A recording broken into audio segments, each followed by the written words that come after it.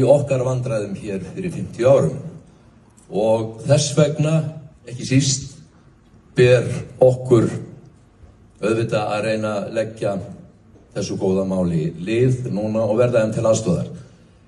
Ég stóð í þeirri meiningu fram eftir öllum aldri að það væri eitthvað sérstakt og óvenjulegt í svona skapferli og skapgerð okkar Eyjamanna og fannst ég aldrei alveg falla inn annars staðar á landinu þangað til ég kynntist Grindvíkingum. Og ég held að ég sé ekki að fara með neina fleipur þegar ég segi það að ef það eru einhverjir á Íslandi sem eiginlega eins og við Eyjamenn að upplagi að þá eru það einmitt Grindvíkingar. Það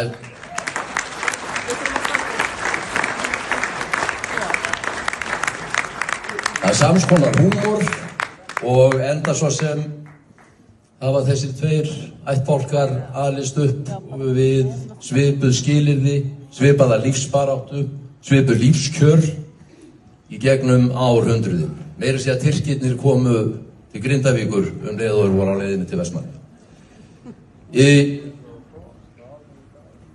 Það er dálítið athyglisvert að bera þetta saman.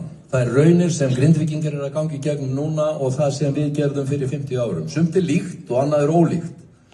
Við erum núna á þeim tímapunkti að það eru það bil 6 mánuðir, það bil hálft ár síðan Grindvíkingar þurftu að rýma núna við síðustu lótuna, síðasta kaflan í þessum hamförum sem yfir þá hafa gengið. En eins og þið munið þá vorum við þó það öfundsverðir, Eyjamenn, öfugt við það sem Grindvíkingar eiga við núna, að gosið hófst í Vestmannaeyjum og því lauk. Og þetta gerðist einmitt á cirka 6 mánuðum, á það bil jafn löngum tíma og það hefur liðið frá því að Grindvíkingar þurftu að rýma. Og það er munurinn. Grindvíkingar búa nefnilega ekki við þann lúxus í dag að geta hort fram á einhverja ákveðna dagsetningu eins og við gerðum með 4. júlí, þar sem vísindamenn fara ofan í gíg og segja að gosinu lokið og engin ástæða til að halda að það gerist aftur næstu 1000 árin. Þetta er munurinn. Þess vegna